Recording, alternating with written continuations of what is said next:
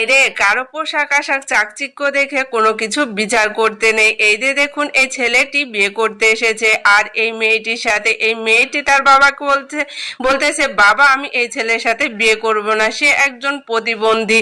তাই বলে দেখুন, বাবা তার মেয়েকে বলতেছে, আসলে আমি জানতাম না, আমি জানতাম সে অনেক বড় লোক। তখন এই মেয়েটি বুদ্ধি আটলো এবং বাবাকে বলল, বাবা আমি এই ছেলেটির সাথে বিয়ে করতে চাই না, এই ছেলেটির সাথে তোমার ওই সৎ মেয়ের বিয়ে দাও, আর সৎ মেয়ের বিয়ে দিলে সব সমস্যার সমাধান হয়ে যাবে। তখন কিন্তু এই ছোট মেয়েটি খুবই অবাক হলো। আর বড় বোন দেখুন, ছোট বোনের গলায় একটা ফুল বাঁধিয়ে দিল বিয়ে করার জন্য। আর ছোট বোন দেখুন বড় বোনকে বলতে লাগলো যে আমি বিয়ে করতে চাই না, এবং বাবাকেও রিকোয়েস্ট করলো। তখন বাবা বলল, দেখ তুই আমার সৎ মেয়ে, তোকে আমি ছোট থেকে মানুষ করেছি, কখনো তোকে কোনো অভাব বুঝতে দেইনি, আজ তুই এই ঋণ আমাকে শোধ করবি একে বিয়ে করে। তাই বলে দেখুন, এই মেয়েটি তার বাবার কথা রাখলো এবং বাবাকে বলল, তুমি আমাকে বড় করেছো, মানুষ করেছো, তোমার ঋণ আমি শোধ করে যাব, এই বিয়ে আমি করব। তাই বলে দেখুন, এই ছেলেটির কাছে গেল, ছেলেটি একটা ফুলের তোড়া দিল এবং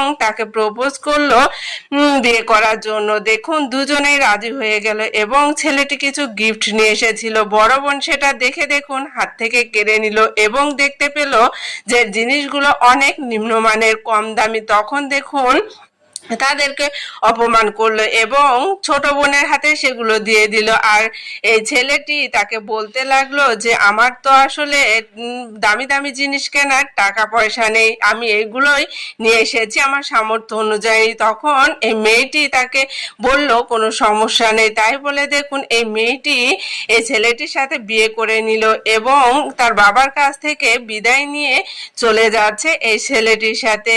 এক পর্যায়ে দেখুন যখন চলে যাচ্ছে তখন বাবার হাতে একটা পাত্রে পানি ছিল। তখন দেখুন সে মেয়ে এবং মেয়ে জামাইয়ের গায়ে সে পানি ছুঁড়ে মারলো। মারার পর দেখুন তারা খুবই কষ্ট পেল এবং সেখান থেকে চলে গেল। আর এই মেয়েটি এবং তার বাবা খুবই খুশি হয়ে গেল, কারণ সৎ মেয়ে ছিল, সৎ মেয়ে পার হয়ে গেছে, এখন তারা অনেক খুশি। এইদিকে এই ছেলেটি দেখুন একটা আলিশান বাড়ির সামনে নিয়ে এসে তার বউকে দাঁড় করালো এবং বলল যে এই বাড়িটা আমার।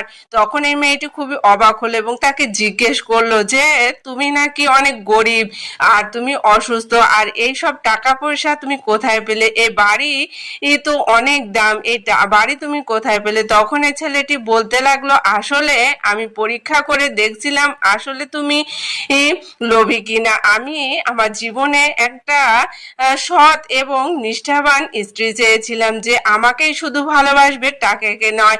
আমি